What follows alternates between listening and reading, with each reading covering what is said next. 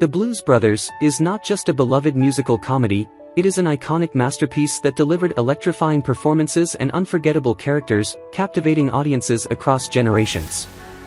But behind the dazzling stage lights lies a far darker reality, one filled with tragedy, hardship, and untimely farewells. Many of the film's legendary cast members once stood at the pinnacle of fame, enchanting the world with their talent and charm. Yet, when the spotlight faded, they faced cruel twists of fate, unexpected accidents, relentless battles with illness, and long, lonely struggles that led to heartbreaking ends. In this deep dive, we uncover the tragic stories hidden behind the laughter, revealing the sorrow and loss that shadowed the lives of these once brilliant stars. John Belushi was born on January 24, 1949, in Chicago, Illinois, to Albanian immigrant parents, Adam and Agnes Belushi. From an early age, his charisma was undeniable, leading him to become one of the most explosive comedic talents of his generation. As Joliet Jake Blues in The Blues Brothers, 1980, Belushi delivered an unforgettable performance, blending music and comedy in a way few had before. His chemistry with Dan Aykroyd was electric, and his wild, unpredictable energy became the soul of the film. But behind the laughter and iconic black sunglasses was a man struggling with the pressures of fame. Belushi's meteoric rise to stardom, fueled by Saturday Night Live, placed him under an unbearable spotlight. His marriage to Judith Jacqueline, his high school sweetheart, suffered under the weight of his increasingly self-destructive lifestyle. He was known for his excess, partying relentlessly, indulging in dangerous amounts of drugs, and surrounding himself with enablers who encouraged his worst impulses. His addiction worsened, and despite attempts to pull himself together, the downward spiral continued. On March 5, 1982, at the age of 33, Belushi was found dead in his bungalow at the Chateau Marmont in Los Angeles. The official cause of death was a speedball overdose, heroin and cocaine combined. His passing sent shockwaves through Hollywood, a tragic reminder of the cost of unchecked fame and substance abuse. His widow, Judith, later dedicated much of her life to preserving his legacy, while his younger brother, Jim Belushi, carried on the family name in entertainment. But John's death left an unfillable void, a talent extinguished far too soon. Donald "Duck" Dunn was born on November 24, 1941, in Memphis, Tennessee. A musical prodigy, he picked up the bass guitar as a child and never looked back, becoming one of the most influential session musicians of all time. As the bassist for Booker T and the MGs, he laid down the grooves for countless soul and R&B classics. In The Blues Brothers, 1980, and its 1998 sequel, he played himself, a cool, laid-back presence in the film's house band, seamlessly blending reality with fiction. His signature pipe and effortless playing made him an unforgettable part of the film's musical magic.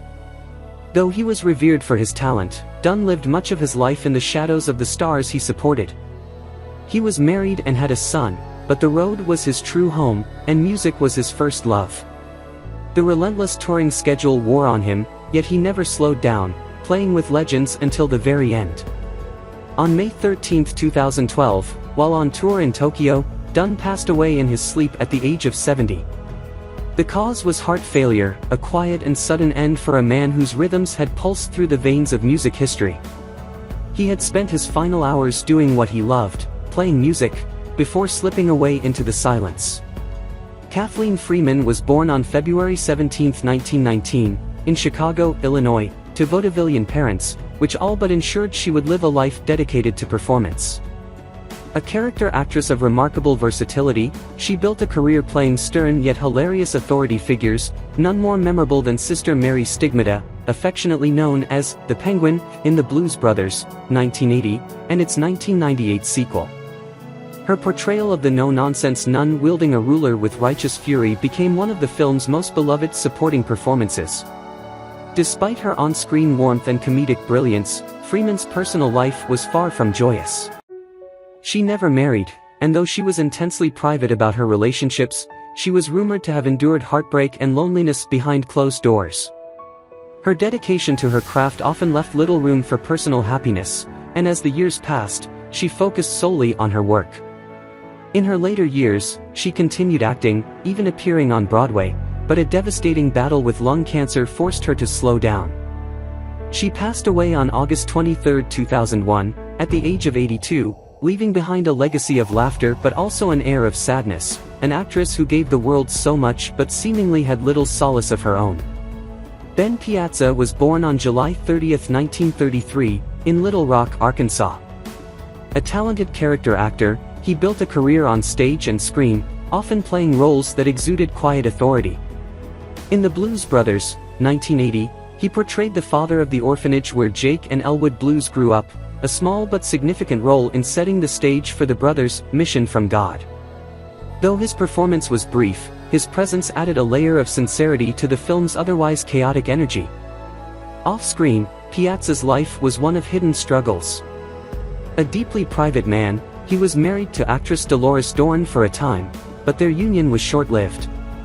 The real complexities of his personal life, however, lay beneath the surface. Piazza was a closeted gay man at a time when being openly gay in Hollywood often meant career suicide. His long-term relationship with playwright Wayne Thiebaud was a source of great love but also secrecy, as the pressures of the industry forced him to keep much of his personal life in the shadows. His career never reached the heights of many of his peers, despite his undeniable talent. On September 7, 1991, at the age of 58, he died of AIDS-related complications, a tragic end that reflected the painful reality many in his generation faced. Though his death was not widely publicized, those who knew him remembered him as a kind, deeply intelligent man whose life and career were cut short by an illness that claimed too many before their time. Cab Calloway, born on December 25, 1907, in Rochester, New York, was a legend long before the Blues Brothers introduced him to a new generation. As Curtis, the wise and soulful mentor to Jake and Elwood Blues, he exuded effortless charm, belting out Minnie the Moocher with the same vigor that had made him famous decades earlier.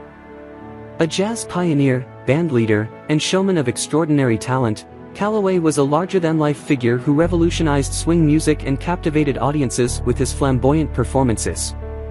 Yet, behind the glitz of his illustrious career, Calloway's life was fraught with turbulence. His relationships were tumultuous. He married his second wife, Zulm Nuffy Calloway, in 1949, but their union was marked by strain and the pressures of his relentless touring schedule.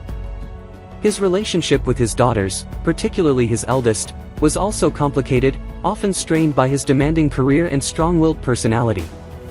Though he lived to see his influence endure, the later years of his life were shadowed by health problems.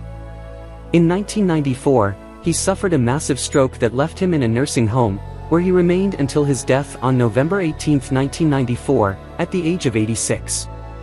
A man who had once commanded the stage with boundless energy spent his final days in silence, his voice, so full of life and rhythm, forever stilled.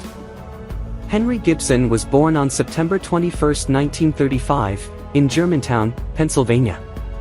A master of deadpan humor, he was best known for his work on Rowan and Martin's Laugh-In before taking on the hilariously sinister role of the head Nazi in The Blues Brothers, 1980.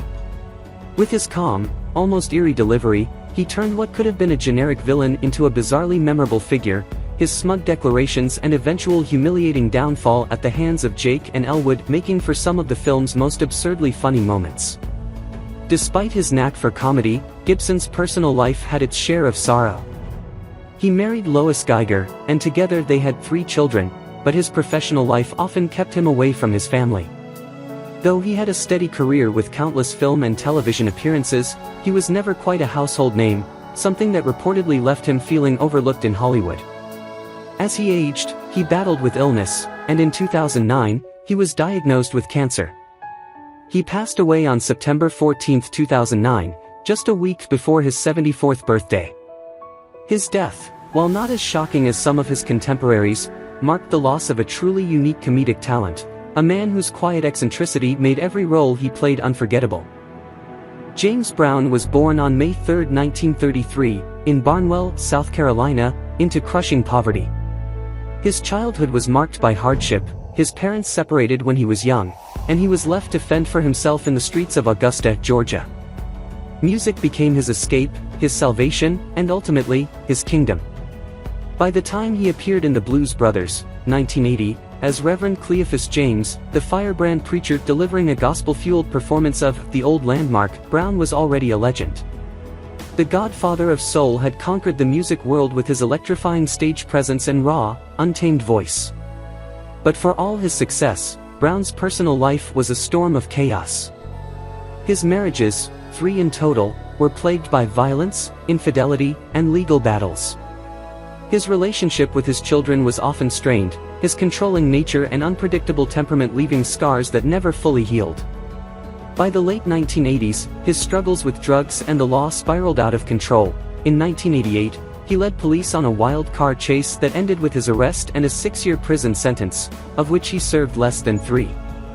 His later years were filled with illness and financial disputes, and on December 25, 2006, Brown succumbed to congestive heart failure caused by pneumonia. Even in death, controversy surrounded him. His body was moved multiple times due to ongoing legal battles over his estate, and suspicions of foul play in his passing lingered. The man who once seemed unstoppable had, at last, been silenced. Carrie Fisher was born on October 21, 1956, into Hollywood royalty as the daughter of singer Eddie Fisher and actress Debbie Reynolds. But from the very start, her life was shaped by heartbreak. Her father abandoned the family when she was just 2 years old, leaving her with deep emotional wounds that would follow her for the rest of her life. Though best known as Princess Leia in Star Wars, Fisher brought an unforgettable intensity to the Blues Brothers, 1980, as the Mystery Woman, a jilted ex-lover of Jake Blues who lurked in the shadows, armed with an arsenal of increasingly deadly weapons. Her performance, laced with both humor and menace, mirrored her real-life struggle with love and betrayal. Fisher's personal life was a roller coaster of addiction, mental illness, and tumultuous romances. Her relationship with musician Paul Simon was passionate but volatile, leading to a brief marriage that ended in divorce. Her struggles with bipolar disorder and substance abuse became public knowledge, and though she used her sharp wit to address her demons in books and interviews, the pain never fully left her. On December 27, 2016, just days after suffering a heart attack on a flight from London to Los Angeles, Fisher passed away at the age of 60.